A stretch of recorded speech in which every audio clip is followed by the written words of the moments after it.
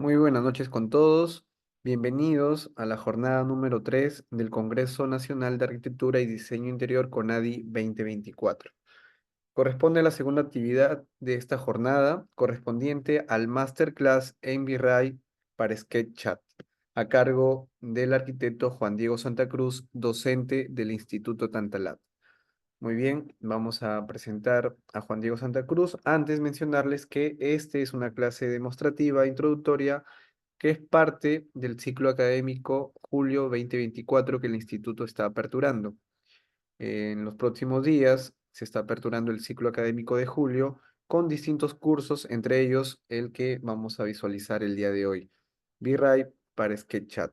Entre otros cursos que tenemos en visualización arquitectónica también está Lumion Pro, también contamos con Skate 3.5 para SketchUp, el curso de metrados en edificaciones, BIM Revit Arquitectura, diseño de muebles para interiorismo, AutoCAD 2D Professional, SketchUp Pro y algunos cursos más que si ustedes tienen interés en los detalles o en llevar algún curso con nosotros, pueden escribirnos al WhatsApp de Tantalat, que es el 946 60 50 70.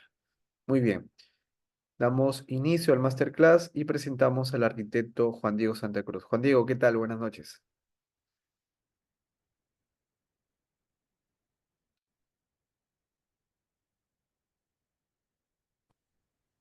¿Qué tal, César? ¿Cómo estás? Buenas noches. Chicos, ¿cómo están? Buenas noches. Sean bienvenidos a esta clase demostrativa. Por favor, ¿me pueden confirmar si se me escucha bien, fuerte y claro?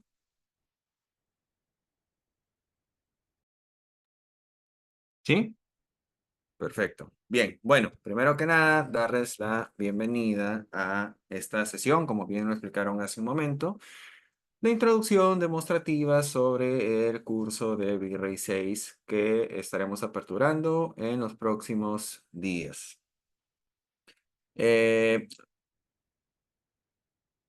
Sí, Renzo, en un momento te reenviamos los números, no te preocupes. Bueno, entonces, esto va a consistir en mostrarles un poquito, ¿no?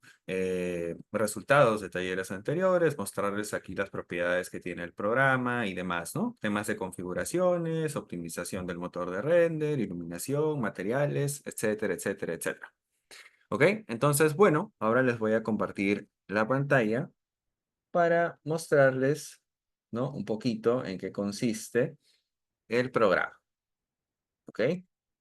Bien, voy a compartir ahora. Listo. Bien. Entonces, como les comentaba, V-Ray es un programa de renderizado, ¿no? Todo el mundo lo conoce, tiene bastantes años en el mercado, nos permite generar visualizaciones fotorrealistas, ¿no? Integrar vegetación, texturas, en fin, iluminación, de acuerdo a las necesidades que tenga, pues, nuestro proyecto, nuestro diseño, o también, ¿por qué no?, el encargo de algún render que nos hagan. ¿Ok? Si nos dedicamos a ese rubro de la visualización arquitectónica. ¿Ok? Bien, entonces, por ejemplo, dentro de V-Ray iremos conociendo las configuraciones generales. ¿Ok? Entonces, en este caso les estoy mostrando un exterior en una toma diurna. Vamos a poder configurar todo lo que viene a ser la parte de la iluminación general, como pueden ver, la parte del cielo que va cambiando, ¿no? De acuerdo a la hora o al momento. Aquí, por ejemplo, hay un cielo nublado, aquí es un cielo un poco ya entrando al atardecer intenso, ¿no? Y aquí un cielo más de día. Cómo podemos trabajar el tema de las sombras, porque va cambiando, ¿no? Y cómo podemos ayudarnos también con lo que viene a ser el tema de la iluminación artificial, que complementa a la iluminación natural, digamos, ¿no? Aquí, por ejemplo, tenemos el sol como tal, pero aquí ya hacemos uso de la iluminación artificial para que el render no se sienta plano y podamos, digamos, jugar un poquito con los colores también. ¿Sí? Aquí, si bien tenemos la iluminación encendida, tenemos esos foquitos, es algo más decorativo. ¿Sí? Aquí ya es algo más prioritario, ¿no? Porque influye en nuestra escena. Entonces iremos jugando también con este tipo de cielos, ¿no? A este cielo nublado se le llama cielo overcast, ¿no? El cielo, digamos, sunset o atardecer y el cielo diurno, perdón. ¿Sí? Entonces dentro de V-Ray podemos colocar lo que viene a ser este tipo de fondos, que también se les llama mapas HDRI, ¿ok? Que se pueden descargar, ¿no? De una página web bastante conocida, Polyhaven, donde están de manera gratuita. Además, también se les va a compartir lo que viene a ser librería, ¿no? Para que ustedes puedan almacenar en su laptop, su computadora de escritorio o también en un disco duro externo que ustedes tengan, ¿no? Además de también poder realizar lo que viene a ser tomas de detalle, por ejemplo, ¿no? Como lo podemos ver aquí. Digamos que tenemos que configurar lo que viene a ser la cámara, ¿no? Aplicar lo que es el desenfoque de campo para hacer tomas con mucho detalle, que también es posible realizarlas como ustedes pueden ver en las imágenes.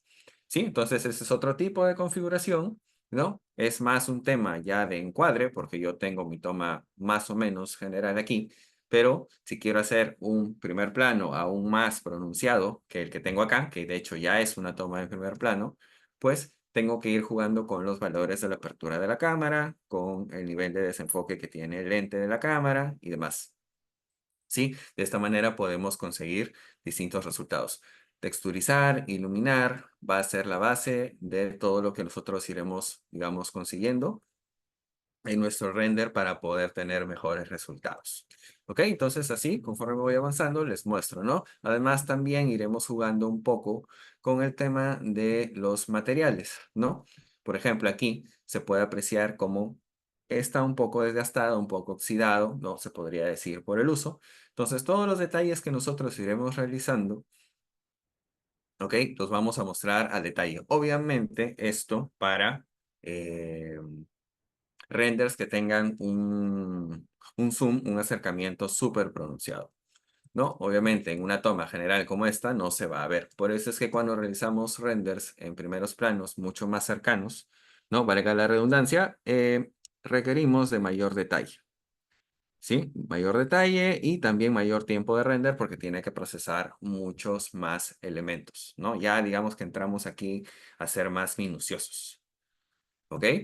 Por ejemplo, aquí otra toma, ¿no? Con desenfoque, como pueden ver, hay unas plantas por ahí que enmarcan lo que es nuestra escena. Entonces, no solo se trata de iluminar y colocar texturas, ¿no? Se trata también de hacer encuadres, ¿ok? Tal vez, si yo le quitara lo que viene a ser esta parte de la planta, el render perdería un poco de fuerza, ¿no? El hecho de estar jugando con los desenfoques y tener un elemento, en este caso, que es la parte de la cocina, ¿no? Está, digamos, más hacia el fondo. Y aquí yo tengo en la parte de atrás lo que viene a ser la parte de la planta desenfocada, hace que yo me centre o que la vista se centre aquí en la parte de la, eh, digamos, del medio, ¿no? Entonces esto ayuda a enmarcar nuestra imagen, ¿sí? Bien. Entonces así, por ejemplo, aquí una toma más general del mismo ambiente va cambiando. ¿Ok? Entonces, por acá, por ejemplo, tenemos otro ambiente que es más general también, una habitación, ¿no? Donde ya vemos también otros detalles, por ejemplo, como este muro de piedra, que es lo que más resalta, ¿no? Aquí, por ejemplo, también vamos a aprender a cómo configurar materiales que tengan relieve, pero un relieve mucho más pronunciado, porque aquí yo tengo relieve, ¿no? Dentro aquí del apartado de la madera, por ejemplo. Pero aquí la piedra ya es un elemento mucho más resaltante. Entonces, eso se consigue con un mapa llamado displacement o desplazamiento.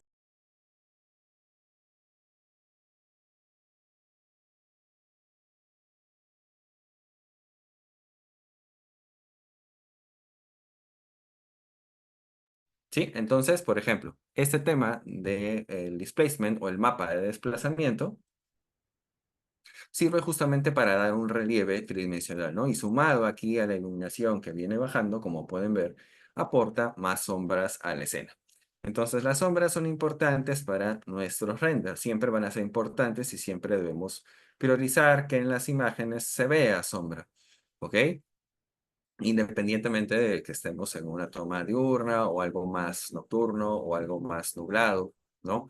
O por ejemplo, acá, como ustedes pueden ver, detalles de marcas de agua como de lluvia, ¿no? Entonces es una toma un poco más fría, ¿ok? Pero la luz artificial aquí entra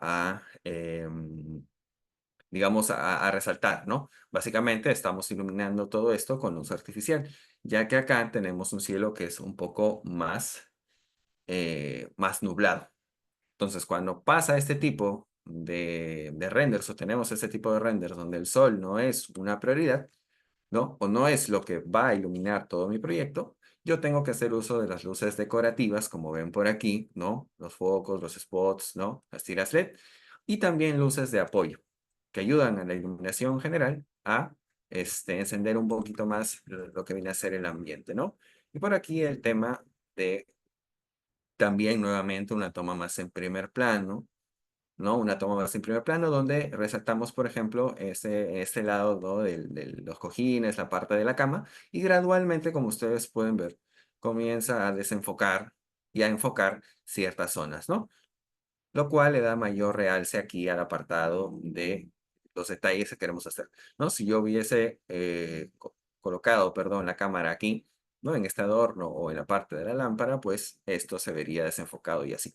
Entonces eso es lo interesante de los renders en primer plano, pero para hacer un render en primer plano, yo primero tengo que eh, tener el render general. A partir del render general es que yo voy a... eh,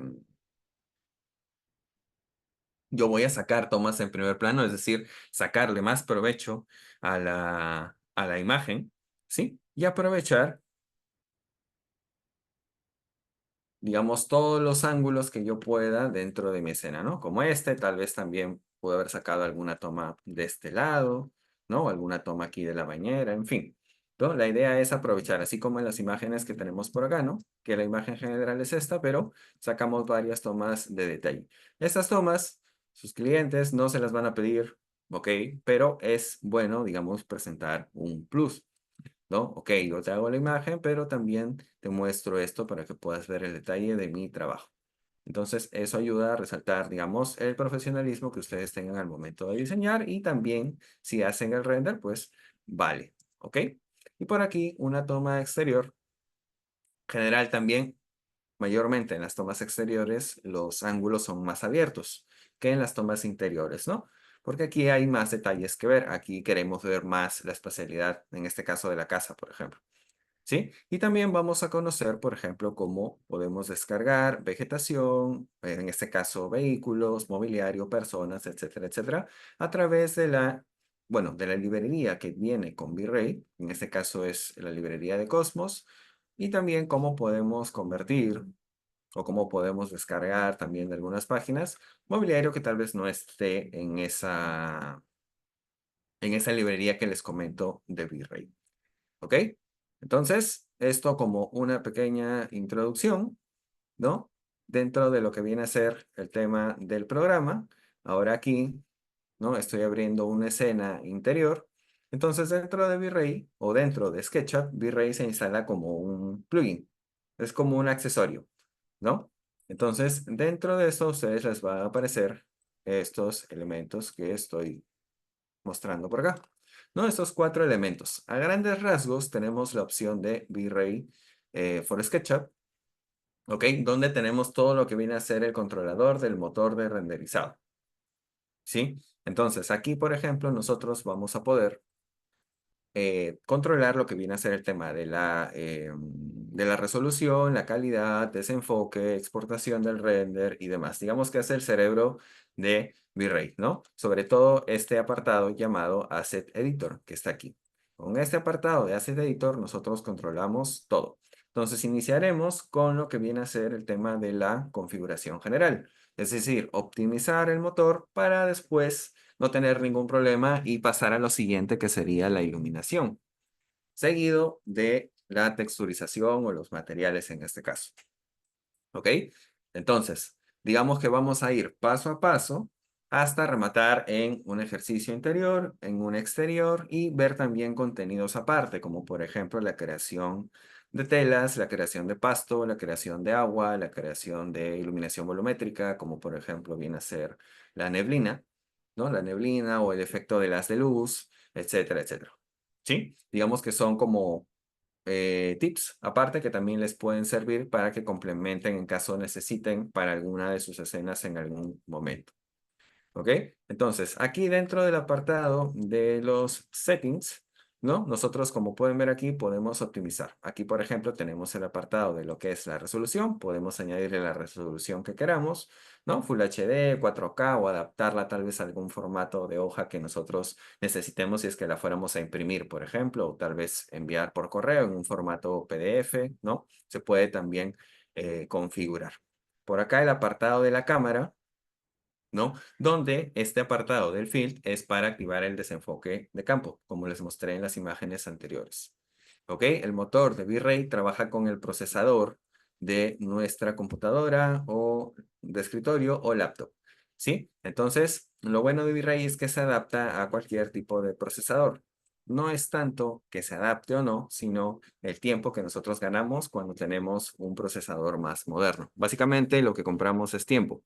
¿Sí? Pero en caso ustedes tengan algún tipo de procesador un poco antiguo, no va a haber problema, ¿no? Al momento de trabajar con el programa, ¿no? Ahora sí, tengamos en cuenta que cada uno tiene computadoras diferentes y harían un pequeño testeo para que puedan evaluar cuánto les puede demorar renderizar una escena, ¿ok? Entonces, a mejor procesador, más moderno, pues más rápido va a salir ese render, ¿sí? A procesador más antiguo, más tiempo va a tardar. Pero lo bueno es que de todas maneras va a salir. No es que se va a cerrar el programa o algo más va a pasar. ¿Ok? Entonces, teniendo en cuenta que nuestro motor de V-Ray trabaja con el procesador, ya tenemos todo listo. Luego, también conoceremos por aquí algunos parámetros, por ejemplo, como de limpieza de ruido, la iluminación global, que es importante, ¿no? La iluminación general para el tema de las escenas, porque claro, si no tuviéramos la iluminación global, no tendríamos luz. La iluminación global viene a ser todo lo que está en el fondo, es decir, el cielo, ya sea para un interior o un exterior, ¿no? En ambos casos necesitamos de esa iluminación general y a partir de ahí ya se colocan las luces más decorativas o de apoyo, en este caso. ¿Sí? Entonces, después de pasar por este tema de lo que viene a ser el tema de la optimización, la configuración, ¿no? Desde el render, pasando por la cámara, pasando por la resolución, ¿no? Pasando por aquí por la iluminación global y demás configuraciones que veremos, ya, digamos, nos inclinaremos hacia el apartado de la iluminación, ¿sí? Así como lo tenemos por acá. Entonces, aquí dentro del apartado de la iluminación también conoceremos para qué funcionan cada luz. ¿Sí? Algunas luces son luces o iluminación un poco más de apoyo. ¿Sí? ¿A qué me refiero con luz de apoyo? A veces cuando iluminamos una escena, ¿sí? El sol por sí mismo, por ejemplo, como pasa acá, no es capaz de iluminar todo el ambiente, porque bueno, o está nublado o de repente no está ingresando, o aunque esté ingresando en nuestra escena, con el sol muchas veces no es suficiente para que podamos iluminar la escena. Entonces, las luces de apoyo son elementos que se colocan en ciertos puntos, por ejemplo, en este caso, en mi ventana, obviamente apuntando hacia mi proyecto, ¿no? Para que ayude al sol o a la iluminación global a iluminar zonas que están un poco más, digamos, metidas, como ese es el caso. ¿Sí? Entonces, aparte de trabajar la luz global, trabajaremos la luz artificial como medio de apoyo. ¿No? Después le siguen las luces que son ya más decorativas, como pueden ser las luces que están por acá, ¿no? Los focos que están por acá, la tira LED que está por acá. Sí, que ya son elementos que sí aportan luz y que sí van a ayudar a iluminar, pero como se ven, ¿no? Digamos que son más de decoración, más de adorno, si se puede decir. ¿Sí? Entonces, tenemos ahí como tres niveles, ¿no? La luz general del cielo, la luz de apoyo y la luz decorativa que es visible en este caso. ¿Ok? Luego también por acá, dentro de los V-Ray Objects, conoceremos, por ejemplo, cómo podemos crear césped o tejido tipo alfombra, ¿no? Tipo estos pelitos, ¿no? Que tienen las toallas, por ejemplo, o las alfombras que tienen algún tipo de pelo, ¿sí? Se hace con esta herramienta. Y también conoceremos cómo funciona el apartado del proxy, que es muy importante. ¿No? Al momento de trabajar con V-Ray en SketchUp o con Render, es importante la utilización de los famosos proxies. El proxy o los proxies vienen a ser abstracciones del elemento original. SketchUp por sí mismo, aquí por ejemplo pueden ver, no es bueno optimizando o mejor dicho, procesando la geometría compleja. Con geometría compleja me refiero al, por ejemplo, un mobiliario con mucho detalle o de repente un árbol, ¿no? O una maceta como esta, por ejemplo, pero en grandes dimensiones o en grandes cantidades, ¿sí? Entonces, para ello existe el sistema del proxy. Lo que hace el proxy, como ven aquí, es abstraer la forma original de un árbol, por ejemplo. Se utiliza más en árboles porque son los elementos más pesados. ¿No? Porque tienen muchísimas hojas, entonces cada hojita que tiene mi planta o mi árbol vendría a ser un conjunto de polígonos, ¿no? Entonces imagínense procesar la cantidad de hojas que tiene un árbol, ¿ok? Entonces, para evitar que se cuelgue, porque si yo importara mi árbol tal cual lo veo aquí en SketchUp, probablemente se colgaría, estaría, digamos, un poco lento, es que con el sistema de proxies nosotros abstraemos esta forma y dentro de SketchUp yo lo veo así abstracto, ¿no? Como un elemento, como un objeto que está ahí un poco extraño. Pero cuando ya renderizo, se procesa el árbol en este caso como debería ser. ¿Sí? Entonces, de esta manera ahorramos espacio, estamos más ligeros y así podemos seguir, eh, digamos, modelando o haciéndole modificaciones al diseño que hayamos hecho. ¿Sí? Entonces es importante este tipo de opciones. Luego por acá también tenemos lo que es el apartado del scatter. ¿Sí? El scatter viene a ser un sistema de distribución de objetos, básicamente. Mayormente se utiliza en lo que viene a ser la vegetación. ¿Sí? Porque, claro, a veces tenemos un jardín en nuestro proyecto, de repente, pues una parcela, ¿no? Algo más grande. Y al momento de colocar la vegetación, no queremos pues que esto se vea demasiado repetido. Y como en la naturaleza las cosas no son iguales, ¿no? Sino que hay dispersión, una planta es más grande que la otra, una está rotada, en fin, no vamos a hacer eso a mano, pues no nos demoraríamos mucho. Entonces con el sistema de scatter vamos a poder distribuir todos los elementos de vegetación que necesitemos en una superficie. De esta manera nos ayuda y nos ahorra un poco de tiempo, ¿no? Y evitamos estar moviendo las plantas para que, digamos, no se vean todas iguales. Ya el programa lo hace por nosotros, ¿ok? Entonces, por ejemplo, no sé, si quisiéramos un jardín tipo así, para evitar estar poniendo una planta, otra planta, otra planta, otra planta, ya el propio plugin, digamos, el propio sistema lo puede realizar por nosotros y lo hace de manera aleatoria. Entonces, tiene un aspecto más natural.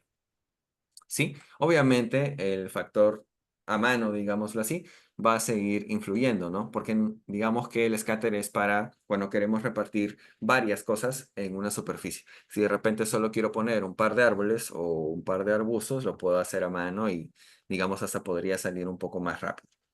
¿Ok?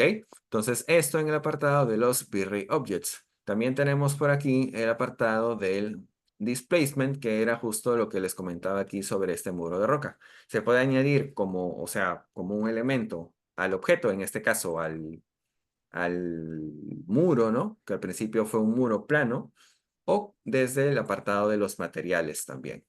¿Sí? Entonces ahí tenemos dos opciones. Luego por aquí, a la derecha, tenemos la zona de los V-Ray Utilities. ¿Ok? Los V-Ray Utilities pues nos van a servir para, en este caso, la opción más importante o las más importantes son las que tenemos por aquí, llamadas triplanar. El triplanar viene a ser el sistema de adherencia de, el material a una superficie. Nuevamente, SketchUp por sí solo no es bueno procesando la geometría adherida a una superficie irregular. Por ejemplo, yo quiero poner una tela en mi sofá, ¿no? Aquí ustedes ven que está bien puesta, o sea, las líneas, ¿no? O el sentido de la tela está bien, ¿sí? Eso es porque nos hemos ayudado con el sistema de triplanar que tenemos por acá. Es como un mapeador de texturas, ¿no? Como que reparte la textura correctamente en una superficie. Si no utilizara ese tipo de sistema, seguramente se va a ver cortado o se va a orientar en un sentido que no es. Entonces, esto nos ayuda a que eso no pase, ¿no? Sino que la tela, en este caso, o la madera o cualquier textura que yo vaya a poner, ¿no? Se adhiera bien y respete, por ejemplo, las curvaturas, ¿no? o distintas variaciones que puedan haber en los elementos, sobre todo cuando son irregulares, cuando son curvos como esto, o sobre todo también cuando tenemos mobiliario. Y la gran mayoría de veces todo va a ser irregular, pues, ¿no? La cortina es irregular. Entonces necesitaremos de este sistema de mapeo para que esa tela, ese tejido se adhiera bien a la superficie, igual aquí en los cojines, en el sofá, en los adornos, etcétera. A excepción de los muros, por ahí, tal vez, si es que son completamente rectos y planos, no lo utilizaría. Porque cuando la superficie es plana, total, sí, digamos, adhiere bien V-Ray el material al elemento. ¿Ok? Pero la gran mayoría de veces dependeremos del sistema de mapeo o triplanar que les he mostrado por acá. ¿Ok? También, como les había dicho hace un rato, ahondaremos y conoceremos un poco sobre lo que es la librería virtual de V-Ray que tenemos por aquí, ¿no? Llamada Chaos Cosmos, que ya desde versiones anteriores, me parece desde la versión 5 o 5.1, ya existe. Básicamente es una librería virtual, ¿no? Que nos da V-Ray para que nosotros, digamos, no vayamos a otro tipo de librerías y descarguemos sus elementos o los compremos. ¿Ok? Obviamente ninguna librería tiene todos los elementos del mundo, pero hay bastantes. Como pueden ver, al día de hoy hay 5.417 elementos y contando. Entonces así se van a ir agregando y agregando y agregando más elementos. Todo es cuestión de seguir teniendo el V-Ray instalado. Y si por alguna razón se desinstalara, formateara en su equipo, etcétera, cuando lo vuelvan a colocar, como todo es en línea y virtual, automáticamente va a hacer la actualización. Básicamente no tenemos que hacer nada más que instalar el programa, ¿no? Entonces conoceremos un poco cómo funciona esto.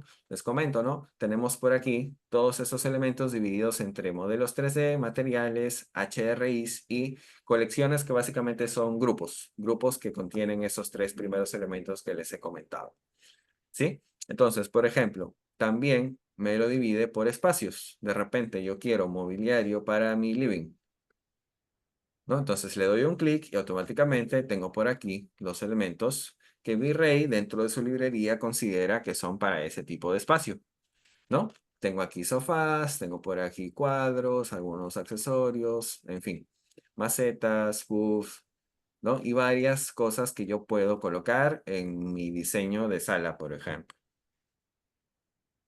¿Sí? Entonces, de esta manera es como nosotros ya ahorramos tiempo, entonces de repente me gusta alguno de estos elementos, lo descargo y simplemente lo coloco y ya está, ya quedó. ¿Ok? Lo mismo pasaría si yo decidiera descargar elementos para otro tipo de ambiente. Aquí me lo clasifica por espacios, pero yo aquí en la parte de la izquierda puedo directamente buscar los elementos, ¿no? Por ejemplo, puedo buscar algunos accesorios, puedo buscar vegetación, ¿no? Dentro de vegetación tenemos elementos de árboles, tenemos plantas para interiores, decorativas, entonces ya tenemos todo esto aquí. Por suerte, todos estos elementos se pueden trabajar. De repente, por ejemplo, yo quiero aquí venir al apartado de sillas, ¿no? Y no sé, me gusta esta de acá, pero de repente no me gusta tanto la textura. Entonces, por suerte, son editables. Podemos editar el material. De repente lo puedo forrar con cuero y no con tela o con otro color de tejido, qué sé yo. Eso ya es a elección de cada uno. Lo genial es que ya los modelos vienen configurados para renderizar, pero si yo deseo editarlos, lo puedo hacer. Además que su geometría es muy buena, es decir, está bastante detallada y son modelos de muy buena calidad. ¿Ok? Mucho mejor de lo que encontraríamos tal vez por ahí en la warehouse o en páginas, digamos, de no mucha reputación, ¿no? Entonces, de esta manera, eh, podemos integrar elementos a nuestras escenas. Luego aquí abajo tenemos la parte de los materiales también, ¿no? Que es lo siguiente que conoceremos después de haber trabajado el tema de la optimización. Entonces, dentro de los materiales también tenemos 1770 materiales y aquí ya está la librería. En versiones anteriores de V-Ray, nosotros teníamos las texturas por acá, aquí, ¿no? Seguramente si han usado V-Ray en versiones anteriores, recordarán que estaban aquí, pero ahora ya todo ha migrado a la librería del Cosmos. ¿Sí? Y al estar aquí en la librería de Cosmos, pues también lo mismo que pasa con el tema de eh, lo mismo que pasa con el tema del mobiliario, ¿no? O sea, ya lo tengo a la mano. Ya, digamos, está súper fácil para mí para poder eh, bajarlo y luego editar la textura, simplemente. Y esto es bastante sencillo. Lo único que tengo que hacer es ir a la clasificación de materiales que yo tengo por acá. Por ejemplo, no sé, de repente quiero descargar una madera para piso. Entonces voy aquí y me aparece la clasificación de todas las maderas para piso que tiene el programa. ¿Sí? Entonces, de todos esos 1700 elementos de texturas se van clasificando, pues, ¿no? Entonces, madera para piso tiene 126 texturas. Para muros tenemos 77 y así y así, y se van sumando, ¿ok? Entonces, yo de repente, no sé, de repente me gusta esta textura de aquí y la descargo. Es tan sencillo como darle clic al botón que ven ahí arriba y abajo me sale como que yo ya estoy importando la textura. Luego de esto cierro y como ven, en el apartado ya de la lista de materiales que tenemos acá, vamos a ver todas las texturas que aparecen. Entre ellas, pues está el tema de la textura que he descargado ahorita. Y dentro de la textura también tenemos modificadores, ¿no? Aprenderemos a conocer cómo funciona todo lo que viene a ser ese tema de los materiales, ¿ok? Normalmente nos toma un par de clases porque es bastante largo.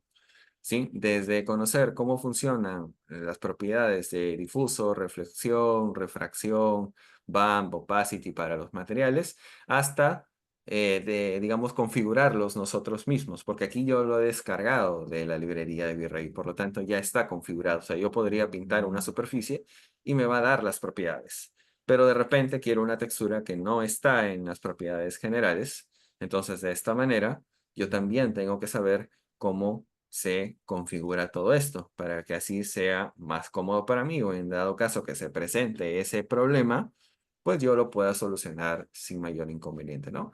Entonces, vamos a conocer para qué sirve el difuso, que básicamente es el canal que le da color a la textura, o sea, el aspecto que yo veo aquí de madera, ¿no? Como pueden ver acá. Reflection, pues vamos a configurar todo lo que viene a ser el sistema de brillos, efecto gloss, brillante o mate, también el efecto metálico, metalizado, ¿no? Como para crear, bueno, espejos o ese tipo de metales que van, por ejemplo, en los marcos, ¿no? De las mamparas, aluminios, etcétera. ¿Ok?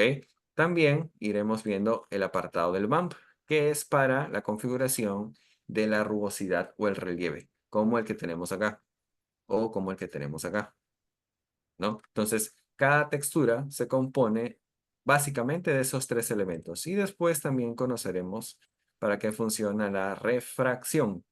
La refracción funciona para el tema de la transparencia de elementos, o sea, para crear vidrio, ¿no? Vidrio pavonado, ¿no? Súper transparente, en fin, todo lo que nosotros podamos editar y modificar vamos a poder realizarlo sin ningún problema con las modificaciones de V-Ray que tenemos por aquí.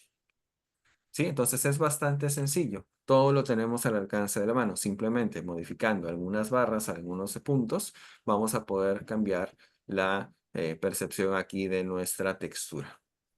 ¿Sí? Ahora, de repente, en algún momento, yo quiero texturas que no están dentro de la librería de V-Ray, lo cual es un poco complicado porque tenemos 1700 texturas, pero bueno, puede pasar, ¿no? A veces nos puede pasar.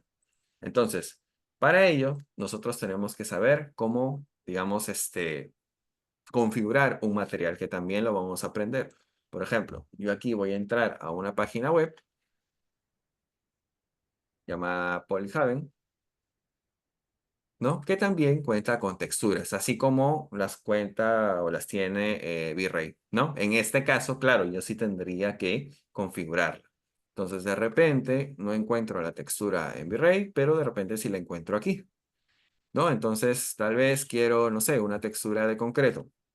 Entonces yo simplemente voy a seleccionar y vamos a conocer las propiedades que tiene el material. Aquí de hecho nos da una muestra de la imagen renderizada, ¿no? Aquí está, bueno, en esfera, para que se aprecie un poco más, digamos, los rebotes de la luz y la rugosidad que tiene, ¿no? Y aquí está en blancos, como que solamente está el relieve y no está el tema del color para que podamos apreciar, digamos, la intensidad de esa rugosidad. Y aquí viene lo más importante de una textura que configuramos aparte, que vienen a ser los mapas que componen a este material. Mediante la unión de esos mapas, nosotros vamos a poder llegar a este resultado, ¿sí? Entonces, si yo, por ejemplo, la descargo, ahí está, voy a poder conocer estos mapas y vamos a poder unirlos dentro de V-Ray. ¿Ok? Aquí, dentro de la librería de Cosmos que les comenté, y esto ya está unido. Pero si no encuentro la textura que quiero, yo voy a aprender a configurarla, ¿no? O sea, el difuso aquí, por ejemplo, que les comenté hace un momento, que era el tema del color de la textura, no tiene nada, no tiene ninguna textura, por eso se ve gris. ¿Sí? Aquí en reflejos tampoco tengo reflejos y tampoco tengo rugosidad. O sea, está en blanco. Es como un lienzo en blanco para que yo le vaya añadiendo las texturas en cuestión. O los mapas en cuestión, por ejemplo, que le corresponderían a esa textura que yo me acabo de descargar, ¿no? Y siempre que nosotros trabajemos ese tipo de texturas ajenas a la librería de V-Ray, van a recibir el nombre de texturas PBR, ¿no? Por ejemplo, voy a pegarla por aquí, la voy a extraer, ¿no? Y aquí ya me da los canales. Todas las texturas se componen de distintos canales. En algunos casos se utilizan más, en otros se utilizan menos, pero como, digamos, como estándar, un estándar mínimo necesito el canal del color, que está aquí, claramente es el canal del color, ¿no? También necesito el canal de lo que viene a ser el brillo. Todo material tiene un índice de reflexión, ¿sí? Así sea un concreto. Como pueden ver, aquí me da un mapa de brillo, ¿ok? Donde vamos también a aprender, o sea, ¿para qué sirve que este mapa sea tan claro? O de repente, ¿cuál es la diferencia entre un mapa de brillo que es más oscuro? ¿No? Entonces, todo eso de acuerdo a las tonalidades que tengan estas texturas, va a influir en el resultado final. De repente, si es más claro, le da más brillo. De repente, si es más opaco, le quita el brillo. Entonces ya nos vamos dando cuenta de que este concreto no va a reflejar mucho o va a reflejar bastante, ¿sí? Entonces cada color tiene un sentido. Y esto de aquí, que sería el apartado de la rugosidad que les había comentado, que estaba por acá, ¿no? Que era el bump, que es el tema del relieve o la rugosidad. Como pueden ver, aquí se aprecian los detalles, ¿no? De este material de concreto, ¿no? Parece así encofrado, ¿ok? Y tiene pues todas estas imperfecciones, ¿ok? Entonces todo esto lo vamos a ir uniendo dentro del material que estamos creando para después aplicarlo en una superficie, ¿ok? Entonces, después de haber hecho esto, y de haber probado la textura, incluso nosotros la podemos guardar para conservarla. De repente no queremos estar haciendo, digamos, la modificación a cada rato, o sea, vinculando los materiales en cada proyecto que hagamos. Tenemos la opción de guardar esa textura ya configurada dentro de nuestra computadora, ¿sí? Entonces podemos crear una carpeta de materiales que ya estén hechos y conforme los vayamos necesitando, simplemente los importamos. Lo mismo que haría yo acá, ¿no? Solo que aquí, digamos, está en mi biblioteca virtual, ¿no? En la nube, digamos, de Cosmos. Yo lo tendría en mi computadora, no solamente yo. Entonces, escojo el material que quiero, lo importo y ya simplemente lo aplico. ¿Ok? Y en caso algunas cuestiones dentro de la textura no me agraden, como el color y demás, también dentro de las texturas de V-Ray vamos a poder configurar un poco las tonalidades, ¿no? Como por ejemplo, de repente esta madera quiero quitarle un poco de ese tono rojizo que tiene, pues puedo quitarle algo de saturación, darle un poco de tintado en otro tono, ¿no? Y así vamos mezclando los colores para que quede en el resultado que nosotros queremos. De repente nos gusta mucho el patrón de esa textura, está excelente, pero no nos gusta el color demasiado, quiero que sea más oscuro o más claro, entonces se puede hacer mediante este sistema que les comento, ¿no? De edición. Por eso es que les comentaba que el apartado de materiales era largo, porque hay bastantes cosas que se pueden hacer y ver. Sí, entonces ya lo veremos más a fondo en nuestro taller. ¿Ok? Y también conocer el apartado de lo que es la luz o las luces, en este caso. ¿Ok? Aquí ya están puestas, ¿no? Y como ven, tenemos distintos símbolos. Cada símbolo le pertenece a un tipo de luz, ¿no? Aquí incluso los pueden asociar porque es el mismo símbolo que aparece por acá, ¿no? Entonces tenemos por aquí, por ejemplo, esta luz global, que es el domo, ¿no? Que es como una gran esfera que está envolviendo nuestro proyecto en este caso. ¿Sí? Luego por aquí también iremos clasificando, ¿no? Por ejemplo, aquí tengo un rectángulo de luz de apoyo principal, que es justamente el apoyo que yo necesito aquí en mi ventana para que ilumine mi espacio, porque como ven, aparte de que de por sí solo la iluminación global no va a hacer que mi proyecto se vea bien, tengo pues cortinas aquí. Entonces eso va a restar más luz. Por eso siempre es necesario tener luces de apoyo para ayudar al sol o a la iluminación ambiente a que esto se vea mejor, ¿no? Por ejemplo, aquí como lo tengo, si yo renderizo, ¿no? O trato de procesar un render, ¿no? Vamos a ver cómo todas las luces están colocadas en este caso, ¿no? Entonces se va a ver iluminado y vamos a apreciar las luces artificiales y la iluminación global, como lo podemos tener aquí, por ejemplo.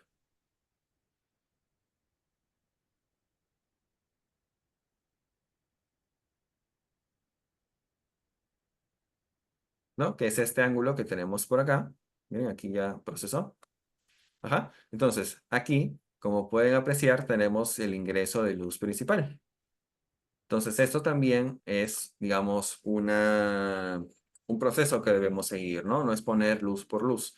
Si se fijan, acá está la luz principal, la luz de apoyo y la luz global, ¿no? Que viene del cielo. Ilumina por acá, por eso es que yo tengo sombras proyectadas hacia este lado, ¿no?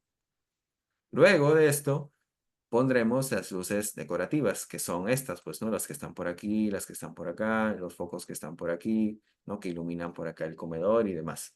Porque si yo apago todas estas luces, todo el proyecto se va a ver oscuro. Miren, si yo apago aquí mi luz de apoyo principal, ¿no? Y, por ejemplo, voy apagando también por acá. He apagado las luces de apoyo generales, vamos a percibir que el render va a estar un poquito más oscuro. ¿Ven? O bastante más oscuro. Entonces, qué importante es tener luces de apoyo. Aquí estoy iluminando y se ve así más cálido porque solamente estoy teniendo las luces decorativas. Y claro, como mi render es de día y mi iluminación general es blanca, yo le pongo una luz cálida para que haga contraste, pues, ¿no? Justamente al ser decorativa, ayude a que mi vista esté un poco más vistosa, ¿no? Sea más agradable de ver y de apreciar. ¿Ok? Entonces, ¿qué pasa si quito las luces también decorativas, que son las que están por acá? Y renderizo.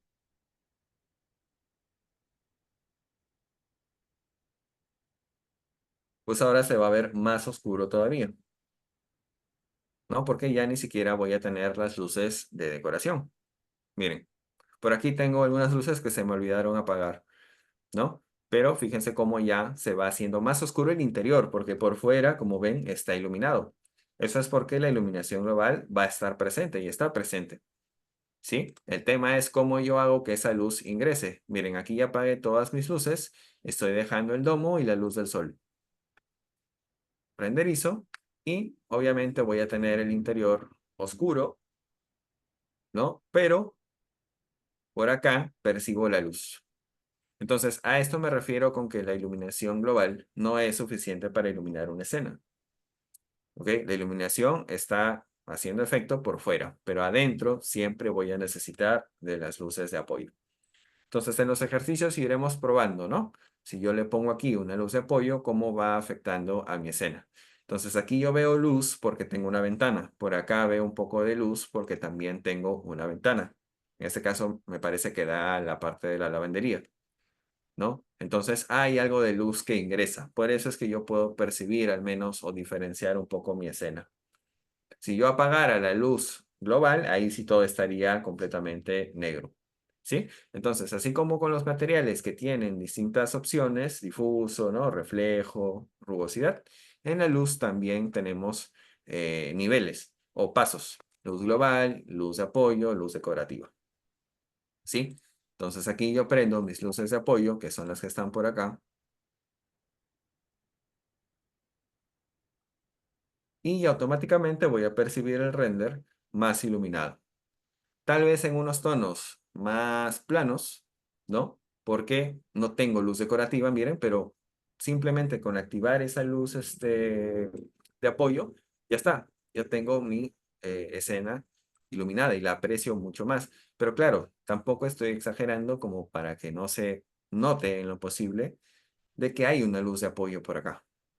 ¿Ok? Entonces puede pasar un poco desapercibida y nosotros pensamos, o nuestro cliente, claro, no sabe que hemos utilizado luces de apoyo, interpreta pues que es la luz natural del cielo, por ejemplo, ¿no? Entonces eso también debemos tener en cuenta. La luz de apoyo es una luz invisible, o sea, no debería notarse que estamos poniendo esa luz. Debe formar parte del entorno. En este caso es de día, entonces la luz también va a ser blanca, más o menos en ese tono. Y como ven, ya queda. Y después colocamos ya las luces decorativas que le dan un tono más cálido a la escena y también proyectan distintas direcciones, la sombra, pues, ¿no? Aquí todas las sombras están, digamos, de izquierda a derecha, como pueden ver, porque mi única fuente de luz o la fuente de luz principal es esta. Esta de acá es más secundaria. Por acá se puede notar un poquito, ¿no? Pero siempre nosotros cuando hagamos un render debemos definir de dónde a dónde quiero que se proyecte la sombra. O sea, no puedo ponerle a esta luz de apoyo 100 y acá le pongo 100, porque va a haber un cruce y se supone que el sol, ¿no? Está orientado en una dirección, ¿no? Con las luces de apoyo o decorativas, ahí sí, ¿no? Puedo poner luz acá y las sombras ya se van cruzando porque se justifica, pues, ¿no? Porque tengo varios focos, entre comillas, prendidos, ¿ok? Entonces, luego con la luz decorativa, ya le añado ese tono cálido que tal vez le hace falta, tal vez no. También el tema de la iluminación es una elección, entonces depende mucho del gusto de cada quien. Ahí está, ¿ven? Aquí ya se prendió,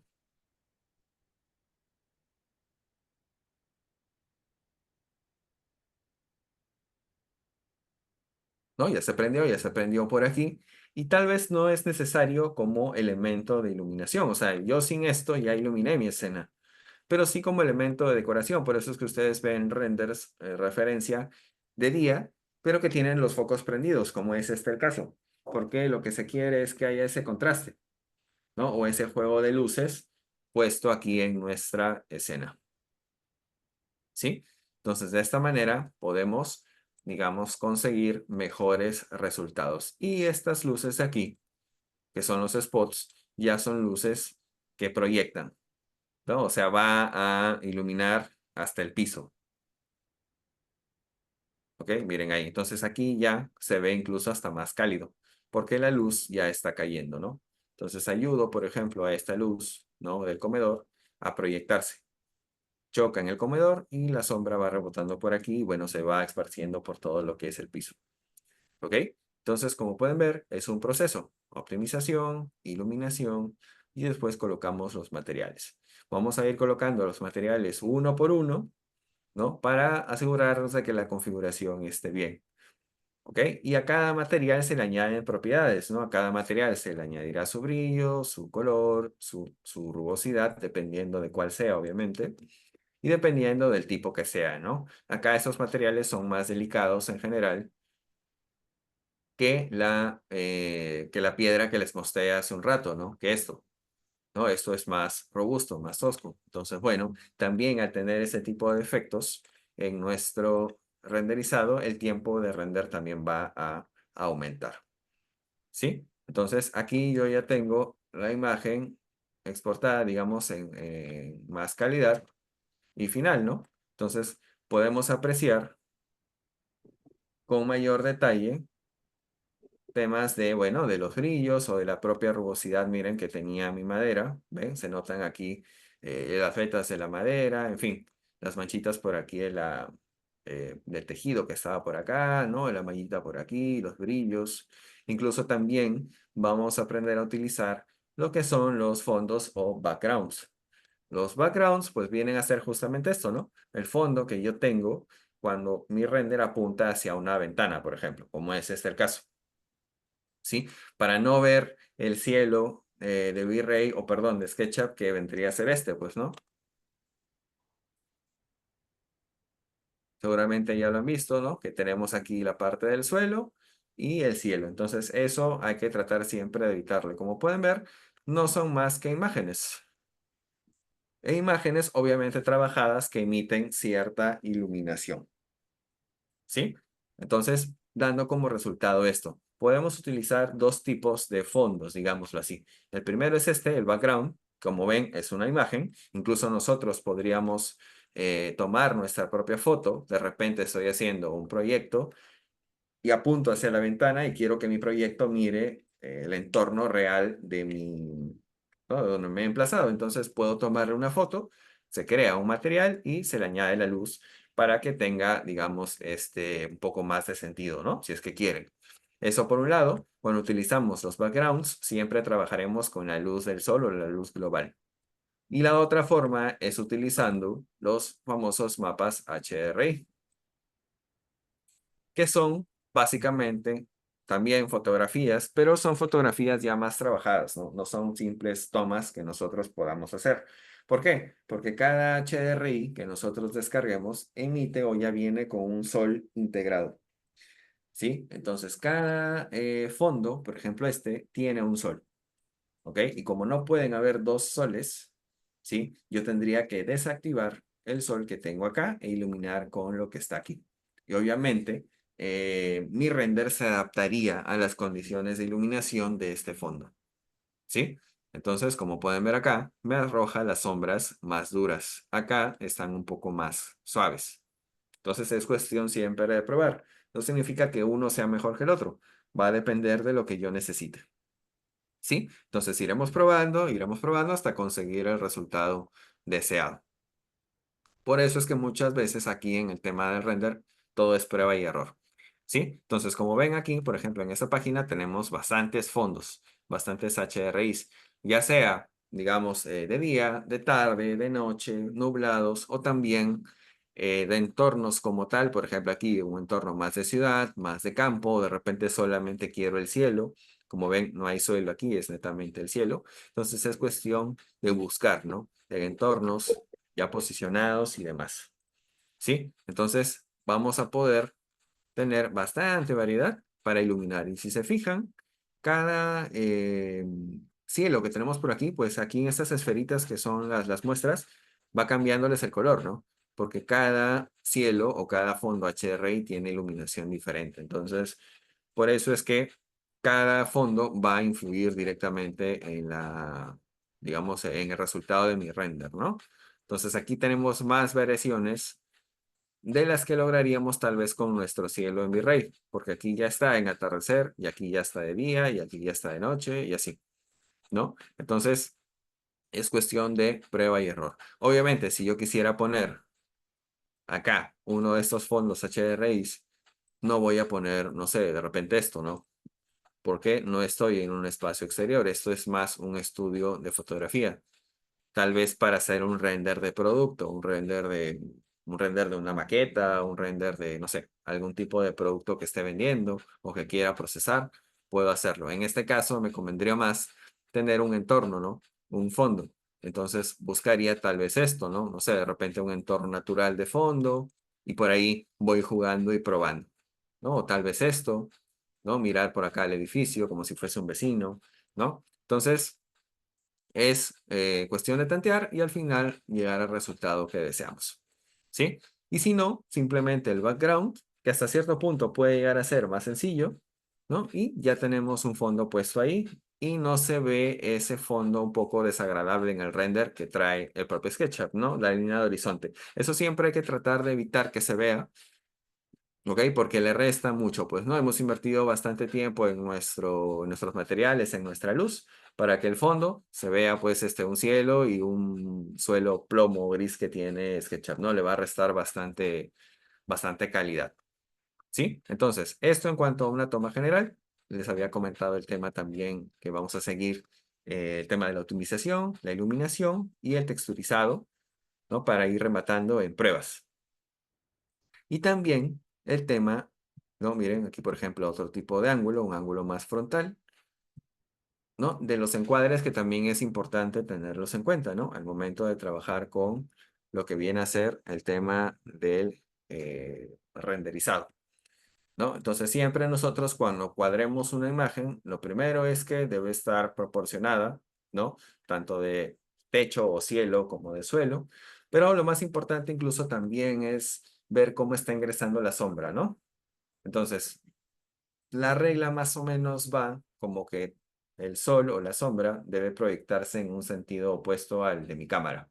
Si yo estoy mirando así, la sombra está bien que ingrese así, o tal vez podría entrar así también, pero nunca frontal a mí y lo que es peor, poner al sol detrás de mí. Eso sí, ya fatal, porque todo lo va a iluminar. Entonces yo no voy a tener volumen porque la sombra va a estar orientada en un sentido erróneo, ¿no? Por eso es que aquí ven, por ejemplo, las imágenes, aquí estoy frontal, por ejemplo, al sol, y no se ve mal porque sigo, digamos, con la sombra proyectada. Mientras vea la sombra que se proyecta, digamos, puede ser una buena idea de encuadre. Pero en ningún momento yo me estoy parando en la cámara o con la cámara acá y estoy mirando, digamos, hacia acá, ¿no? ¿Por qué? Porque claro, ahí sí le estaría dando la espalda al sol y en este caso me sobreiluminaría mucho los elementos y ya la sombra no se proyectaría. Siempre ponernos de lado donde yo pueda percibir las sombras, ¿ok? Incluso también en tomas en primer plano como estas. Y estas tomas en primer plano, como les comenté en el ejemplo anterior, son bastante interesantes, ¿no? Después de haber hecho nuestras tomas generales, rematar con tomas en primer plano siempre va a ser agradable. Y eso es tan sencillo de configurar como poner bueno, poner un valor y mover un botón ahí en las configuraciones de la cámara. ¿Ok? Entonces, lo que hace esto es darme un efecto de profundidad. Resalto el elemento, por ejemplo, de acá, junto con el jarrón o la mesita de centro, por sobre todos los demás.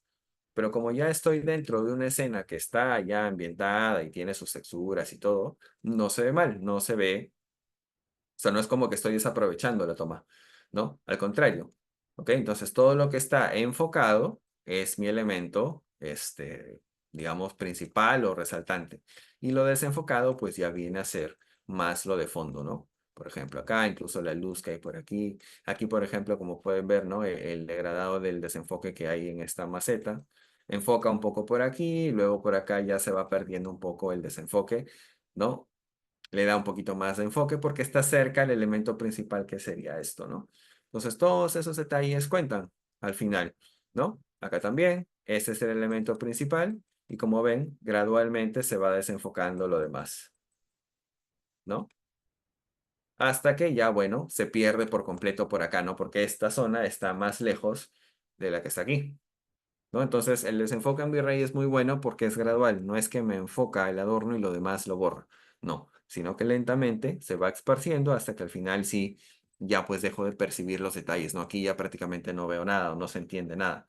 Identifico que es un sofá porque le pertenece a esto, pero no puedo ver, por ejemplo, los detalles de la tela porque está desenfocado. Pero aquí sí puedo ver los detalles de la madera, su rugosidad, ¿no? El brillo, por ejemplo, del adorno, ¿no? Entonces queda mucho mejor. ¿Sí? ¿Y cómo se consigue esto? Pues básicamente también debemos seguir algunas cuestiones, algunos parámetros, algunas reglas, ¿no? Que por ejemplo viene a ser el tema de que siempre debe haber un elemento que esté de fondo y un elemento que esté más cerca, que puede ser el elemento a enfocar o desenfocar. Siempre va a prevalecer eso. Por ejemplo acá, mi elemento es esto, lo que está más adelante, y el fondo es esto, ¿no? Lo mismo aquí. Esto es mi elemento principal, la parte, digamos, del libro con el adorno, y atrás tengo un fondo. Y claro, como tengo un elemento que está más adelante, también se desenfoca. Pero siempre está este juego de un elemento en primer plano y un elemento en plano de fondo. ¿Sí? A diferencia de las tomas generales como esta o como esta, donde todo está o la mayoría está al fondo. Por eso es que en las tomas generales no se usa el desenfoque. Si yo utilizara un desenfoque aquí, todo mi proyecto se vería borroso. O de repente resalta el elemento, ¿no? Pero como que no transmitimos la misma sensación.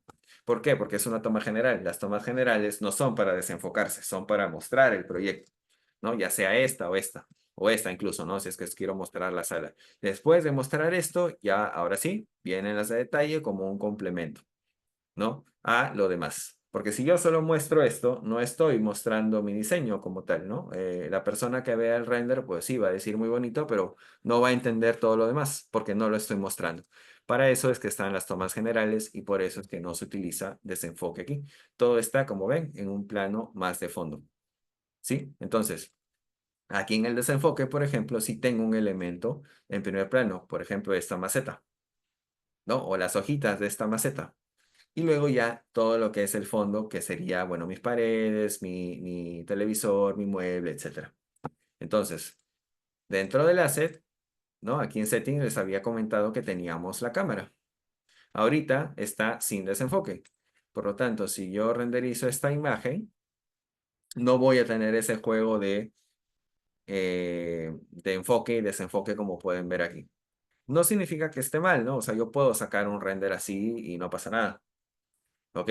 Pero ya que tengo estas plantitas atravesándose ahí en mi escena, las podría desenfocar o enfocar, depende, pues, ¿no? En este caso, obviamente, como lo que más abarca en mi escena es mi Star TV, ¿no? Y mi mesita del centro, se sobreentiende que es el elemento principal, pues, ¿no? Y que más bien estas hojitas que se van atravesando deberían ir perdiéndose y formar parte simplemente del marco general de la imagen, nada más.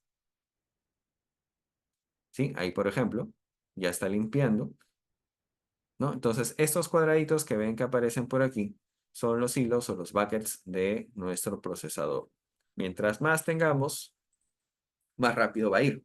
Mientras menos tengamos, pues obviamente al abarcar menos espacio, se va a tardar más. ¿Sí? Pero miren, aquí no está desenfocado. Puedo ver la planta perfectamente. Obviamente ustedes ven la pantalla que está así borrosa y demás porque estoy en una resolución baja para que no demore. ¿Sí? Estas imágenes ya fueron procesadas con mucho más tiempo, entonces por eso le puedo hacer bastante zoom sin que pierda calidad. ¿Ok? Entonces, aquí no tengo nada desenfocado. Es tan sencillo como configurar el apartado de la cámara, ¿no? Y añadirle el nivel de desenfoque que yo deseo. Por ejemplo, no sé, 0.3. Y con este elemento llamado Pick Point, le doy un clic y señalo qué es lo que quiero enfocar. Yo quiero enfocar, por ejemplo, mi tele. Clic. Ya está. De repente no, quiero enfocar las hojas, entonces tengo que enfocar o tengo que darle clic a las hojitas que están acá. Entonces, yo decido. Yo tengo el control total sobre lo que quiero enfocar o lo que quiero desenfocar. Por ejemplo, aquí el televisor, le doy a render y ya es cuestión de esperar a que procese. Conforme va procesando, nos vamos dando cuenta, pues, si va quedando o no.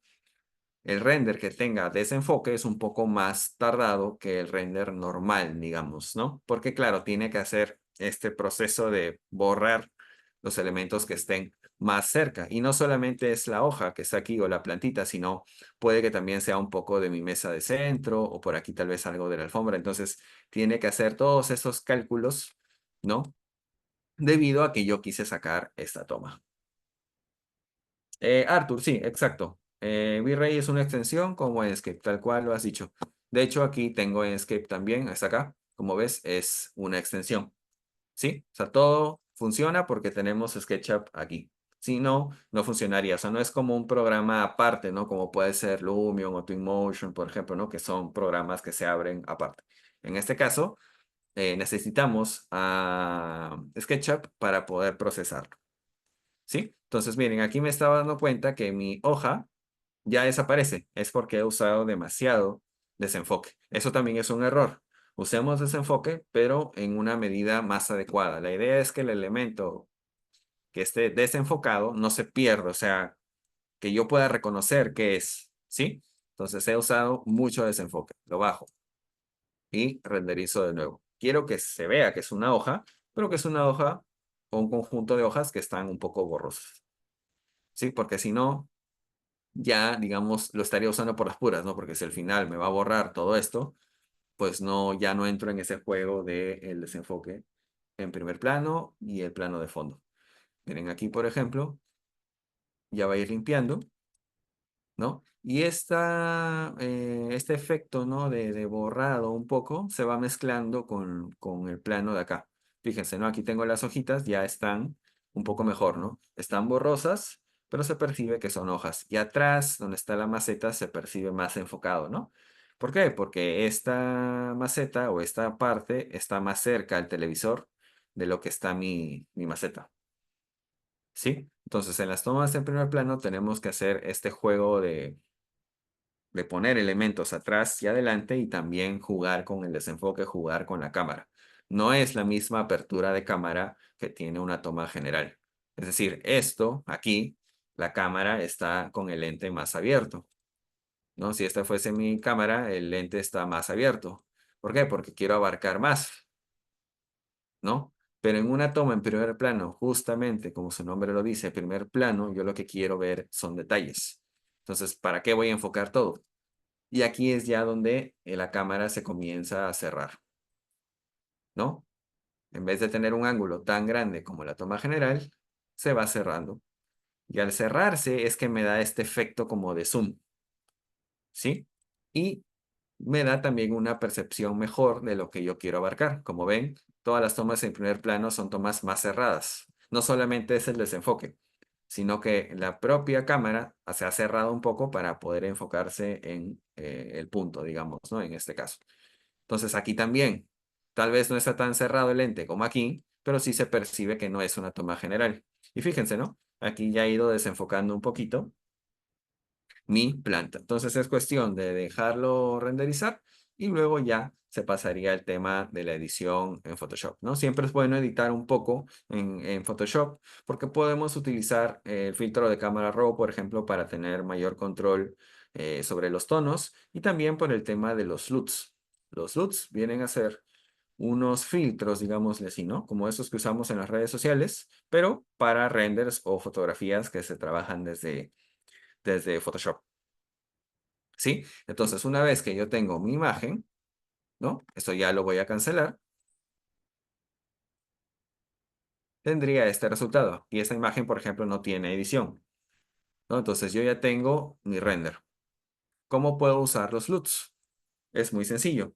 También se les va a enviar los LUTs, ¿no? Durante las sesiones para que puedan colocarlos. Básicamente es como instalar una fuente, ¿no? Un nuevo tipo de letra en Photoshop. ¿Ok? Se instala de la misma manera. Son archivos que se pueden ver, digamos, o reproducir cuando ya están dentro de Photoshop. Entonces, lo único que voy a hacer es poner mi imagen, por ejemplo, ¿no? Mi render ya procesado. Y lo siguiente es ir al filtro de cámara RAW para corregir algunos tonos. Eso ya es totalmente personal, ¿no? A algunos les gustará con contrastes altos, a otros con tal vez menos saturado, en fin.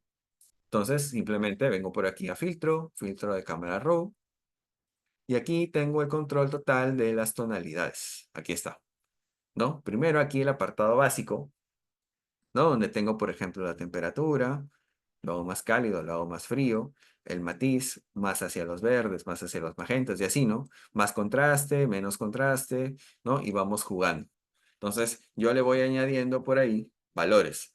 Por ejemplo, si quisiera editar esta imagen, voy a mover un poco el matiz, ¿no? Tal vez hacia los verdes, siendo que está muy magenta, entonces le doy un valor negativo. No tanto tampoco. Esto es bastante sensible, ¿no? Ahí, por ejemplo, o hasta menos. Sí, creo que ahí está bien. Luego, por ejemplo, no sé, quiero más contraste, me gusta el render con contraste, entonces yo le doy un valor de 50 o un valor de 20, dependiendo, ¿no? De lo que yo requiera. Tampoco es necesario exagerar. Las sombras, por ejemplo, ¿no? De repente mi render quedó muy así, ¿no? Sin tanta sombra. Con esto puedo acentuarlas un poco más, como pueden ver, ¿no? Esto ya es en la última fase, que sería la fase de postproducción, pues, ¿no? Cuando ya estamos modificando un poquito por ahí las tonalidades o sombritas que por ahí no nos quedaron muy bien. Obviamente, a nivel de color, nada más, no es que vamos a sacar algún elemento o si algo quedó flotando por aquí se va a borrar, ¿no? En ese caso tendría que renderizar de nuevo, ¿verdad? Ok, entonces aquí puedo aumentar también la textura, ¿no? Darle un grado mayor de detalle. Fíjense cómo se vuelven más nítidas las texturas. Poquito puede ser. La claridad, que es un efecto interesante hasta cierto punto, que le da más contraste a los claros y a los oscuros, como pueden ver, ¿no? Da un contraste mucho más intenso. Puedo darle un poquito, ¿no? Por ahí. Y tenemos por aquí la parte de la intensidad y la saturación, que es, miren, justamente para quitarle un poco de fuerza a los tonos, ¿no? Si se considero que me ha quedado como muy encendido todo. Le voy a bajar un poco, -5, por ejemplo, y más o menos por ahí puede ir quedando. Acá le voy a dar, por ejemplo, una temperatura un poco más fría, -3, -4, ¿no? Y ya vamos modificando puntualmente algunas cosas. Luego, si bajamos un poco, por ejemplo, también tenemos el apartado del mezclador de colores, ¿no? Que aquí ya yo tengo el control de cada tonalidad. En el anterior era más general, ¿no? Brillos, contrastes, saturaciones, etcétera. Aquí es más por colores. Entonces, por ejemplo, yo tengo estos tonos, ¿no? Rojo, naranja, amarillo y tal. Entonces, no sé, lo que más predomina aquí es el anaranjado. Si yo muevo el tono anaranjado, por ejemplo, hacia acá, miren, todo lo que es anaranjado se convierte en amarillo o en rojo, ¿no? Pero solamente lo que es, lo que está en esa tonalidad. Por eso es que ustedes ven que mi planta, que está atrás, no se modifica, porque no es rojo, no es anaranjado, es verde, ¿ok? Si yo voy a los verdes y muevo, ahí sí, miren, ya se mueve, solamente esto, ¿ven? Miren. Entonces puedo por ahí tratar los tonos individualmente. Tal vez me quedó un verde muy intenso y no quiero, bajo un poco, ¿no? Entonces puedo ir jugando con este tipo de tonalidades. Igual la saturación, ¿no? De repente está muy anaranjado, quiero bajar la saturación y bajo un poco. Como la mayoría de mi escena es anaranjado porque la madera es cálida y además que tenemos luces artificiales anaranjadas, cálidas en todo el proyecto, cuando yo le quito la saturación al naranja, le afecta a todo, ¿ven? Pero bueno, entonces tal vez baje, pero un poquito nomás, un -10, un -15 y ya está, ¿no? Como para que no tenga tanta fuerza. Y así, voy jugando luminancia para darle más luz al color. De repente mi verde está muy oscuro, pues lo enciendo un poquito, ¿ven? Lo aclaro un poquito.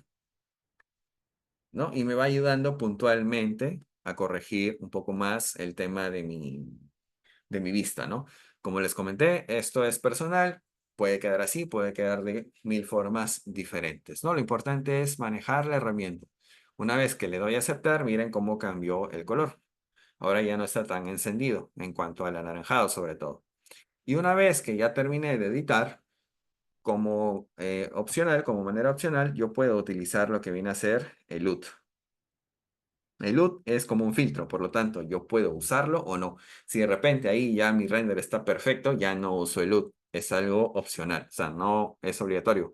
Porque a veces el LUT, claro, como le cambia, como es un filtro, a veces le cambia mucho la tonalidad. Entonces ya perdemos un poco las sensaciones iniciales que queríamos mostrar con el render, ¿no? Entonces, ¿cómo se colocan los LUTs? De la siguiente manera. Simplemente, después de haberlo instalado, obviamente, voy a ir aquí al apartado de capa de relleno ajuste, le doy a consulta de colores y aquí donde dice archivo 3 de LUT, pues tengo la lista de LUTs o de filtros. Por ejemplo, los que me gustan en lo personal son estos de cine. Entonces yo le doy cine 1, clic y miren cómo cambió. O sea, ya es una capa que le añade un filtro, ¿ven? Que por supuesto está bastante intenso. Pero yo, mediante la opacidad del elemento, puedo, digamos, bajarle la intensidad y de esta manera conservar el LUT, pero no en un tono tan fuerte, ¿no? Si cambio, por ejemplo, el 2, miren cómo va cambiando, ¿no? 2, 3, 4, 5 y así. Pero todos están al 100%. Entonces, de repente, el 100% no es lo ideal, no es lo adecuado, ¿sí? Entonces, tal vez lo ideal es bajar, no sé, 50%, 10%, 15%. La idea es que le cambie, sí, un poco el tono, porque si no, ¿para qué lo estoy usando, no? Pero que tampoco transforme demasiado la imagen. Entonces, por ejemplo, este LUT número 13 de cine me da unos tonos azules bastante más intensos, ¿no? Que está interesante, pero sí transforma la imagen por completo. Entonces, yo le pondría un 20, pero en otro, por ejemplo, ¿no? Tal vez el número 4. Miren, ¿no? Que también da unos tonos azulados, pero no solamente es azul, sino también contrasta los cálidos. Por lo tanto, hay más balance. Entonces, yo lo bajo un poco, ¿no? Un 20, un 30. Miren, ¿no? Ahí. Entonces, puede ser. Y una vez que yo termino de hacer mi edición, ya llega el apartado de la exportación, pues, ¿no? Entonces, si me gustó cómo quedó esto, por ejemplo, simplemente ya es cuestión de ir exportando nuestra imagen. Y con esto terminaríamos el ciclo del renderizado, ¿no? Entonces, si hacemos una recapitulación, tenemos por aquí, voy a guardar la imagen, modelo interior, era la imagen que estaba acá. Voy a poner editada. ¿No? Tiene una resolución de 4000 por 4000, que ya es una resolución un poco más alta, pues, ¿no? Obviamente, aquí esto ya es para entrega, ¿no? Porque yo puedo hacer un zoom y genial, ¿no? Puedo apreciar los detalles. ¿Ok? Perfecto. Entonces, queda bastante interesante. Renzo, sí, vemos el tema de Photoshop a nivel de renderizado, pero no a nivel de láminas de arquitectura. ¿Sí? Para eso también hay un curso de Photoshop dedicado netamente al tema de diagramación de paneles y ese tipo de elementos, ¿sí? Aquí digamos que Photoshop lo utilizamos como una herramienta netamente para editar el render que ya hemos sacado, ¿sí? Entonces, aquí tenemos nuestra imagen final, que es la que sacamos con V-Ray y esta que sería la editada. Como ven, le he cambiado un poquito los tonos. Que puede quedar mejor, puede quedar peor, sí, ya depende del gusto de cada quien. Pero lo real es que, miren, ha cambiado. Y le damos un tono más azulado gracias al filtro, ¿no? De cine número 4 que tenemos en los LUTs. ¿Ok, chicos? Entonces, si volvemos a la recapitulación, comenzamos con el tema de la optimización, ¿no? El tema de la resolución, el tema de, bueno, el renderizado con la CPU eh, de nuestra computadora. Después les había mostrado que pasamos al tema de lo que era la iluminación que teníamos por aquí, ¿no? Incluso les apagué las luces, les las prendí para que vean cómo influye la iluminación en este tipo de ejercicios. ¿Ok? Y después vimos un poquito de lo que venía a ser el tema de los materiales, ¿no? El difuso, el tema del reflejo, el tema de la rugosidad, ¿no? El tema de la refracción para los vidrios, ¿no? El tema del displacement, como les mostré en la pared de piedra que había ahí. Y después ya vendría el proceso del renderizado como tal para exportar la imagen. Una vez que ya acabó todo esto, ya podemos pasar al tema de la postproducción o la colorización en Photoshop de nuestro resultado.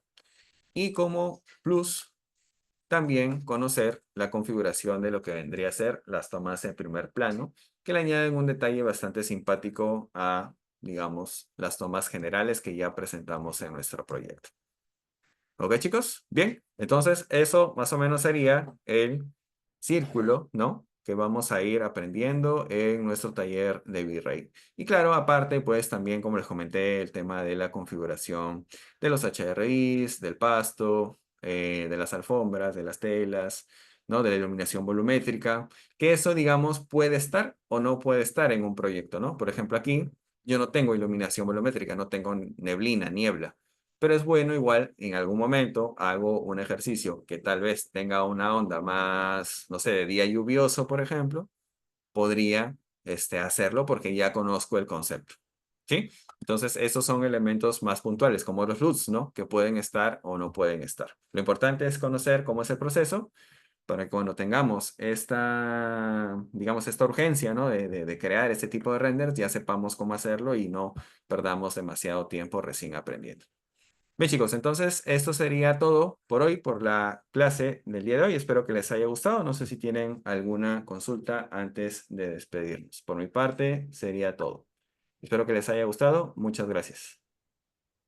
Excelente, Juan Diego, muchas gracias por el masterclass de hoy y pueden escribir, hacer sus consultas referente a los cursos o a este específicamente. Mayra consulta, ¿qué máquina, ya sea marca, procesador, nos recomienda para trabajar? Buenas noches, arquitecto. Mayra, ¿qué tal? ¿Cómo estás? A ver, en cuanto a marca, puedes optar, a ver, depende mucho de si es una laptop o una computadora de escritorio, ¿no? o- Las que son, digamos, más, están más en el top, pues pueden ser las Radeon, las Asus, las MSI, ¿no? Pero como componente principal, independientemente de la marca, por ejemplo, tu procesador podría ser, siempre que tenga el número 7 de 7 para arriba. Es decir, por ejemplo, puede ser un Core i7, ¿no? O un Ryzen 7, que es como la marca competencia, ¿no? Las marcas principales son Intel y Ryzen. Cada una tiene su denominación en número, desde la 3 hasta la 9. Con un 7 ya puedes estar, digamos, más sobrada, ¿no? Al momento de trabajar. Con una i5 también podrías, pero va a demorar más, ¿sí? Obviamente eso varía el costo, pero tampoco es tanto. Ahora han bajado bastante los equipos de computadoras para arquitectura, a diferencia de hace 2, 3 años o antes de pandemia, ¿no? O incluso durante la pandemia sí volaban, ¿no? Ahora está todo más cómodo, ¿no? En tu caso, que me comentas que necesitas laptop, pues también, ¿no? Puedes optar por una, eh, voy a escribirlo por aquí, Intel Core i7 o Ryzen 7, ¿no? De ahí para arriba, porque ya también tener la 9, pues sí, es mucho mejor, pero también es más caro, pues, ¿no? Digamos que ese es un estándar. De hecho, yo tengo el segundo, el Ryzen 7, y normal estoy tranquilo con ese apartado. Luego, si también quisieras utilizar la parte de renderizado para animaciones, ¿no? O sea, recorridos virtuales, ese tipo de cosas, ahí ya podrías optar por una tarjeta de video, ¿no? A veces las laptops vienen con tarjetas de video integradas, pero esas no nos sirven porque solamente nos ayudan para abrir, por ejemplo, películas, ¿no? O reproducir videos. Pero si ya queremos para trabajo en arquitectura, podrías optar por alguna tarjeta de video, por ejemplo, de esta marca, ¿no? Que es bastante conocida, la marca Nvidia, RTX, como mínimo, por ejemplo, una 3060, pues, ¿no? De ahí para arriba. Claro, como marcas, por ejemplo, tenemos las Leon, las Asus. Ahorita te las pongo. También estaban las Gigabyte, ¿no? Las MSI, que son marcas, digamos, que están bien, ¿no? Que tienen sobre todo una línea gamer, ¿no? Nosotros nos vamos por esa línea gamer porque tienen más recursos. Entonces, como para jugar, también necesitamos una buena tarjeta de video, etcétera. También la podemos usar, digamos, para arquitectura, ¿no? No es que la vayas a usar necesariamente para jugar, pero como tiene unos componentes más avanzados, también te puede servir para ese tipo de trabajos, pues, ¿no? Y algo que también es importante y que a veces subestimamos es el tema de la memoria RAM. La memoria RAM es eso que ustedes leen que a veces les aparece con 8 gigas, 16 gigas. Eso sirve para, por ejemplo, cuando trabajamos con vegetación o con elementos que son pesados, la RAM ayuda a que, digamos, el procesador vaya más tranquilo, la tarjeta de video vaya más tranquilo, ¿no? Con 16 gigas mínimo podemos avanzar de ahí para arriba, porque ya utilizar 4 8 en laptops o computadoras más antiguas ya queda bastante corta al día de hoy, ¿no? Porque si bien tenemos más recursos en cuanto a tecnología, también los programas comienzan a utilizar más cosas, ¿no? Entonces, por ahí tienes ahí como una pequeña guía que te he dado para que puedas tomarlo en cuenta al momento de comprar tu nuevo equipo. ¿Sí? Bien, excelente. Muchas gracias, Juan Diego, por el masterclass y por las recomendaciones técnicas que acabas de dar. Bien, muchas gracias a todos. Ya saben, hemos dejado el enlace directo del WhatsApp de Tantalab si quieren información de este curso, que lo estaremos dictando en los próximos días, y de algunos otros, pueden escribirnos y con gusto vamos a atenderlos. Bien, muchas gracias, Juan Diego. Muchas gracias a todos. Buenas noches. Gracias, gracias a todos. Nos vemos, cuídense.